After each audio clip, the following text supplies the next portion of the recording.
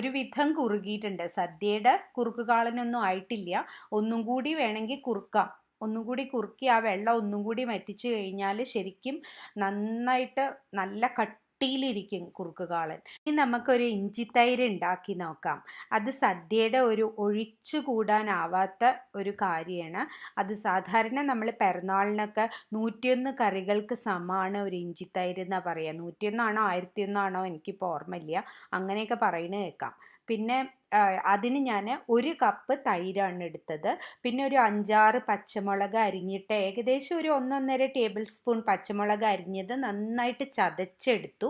പിന്നെ ഒരു 1.5-2 table spoon ഇഞ്ചിയും നന്നായിട്ട് ചതച്ചെടുത്തു. എന്നിട്ട് ഒരു 1/2 ടീസ്പൂൺ ഉപ്പും എടുത്തു. ഇതെല്ലാം കൂടി നന്നായിട്ട് മിക്സ് ചെയ്തു. ഇപ്പം ഇഞ്ചിത്തൈര് റെഡിയാണ്.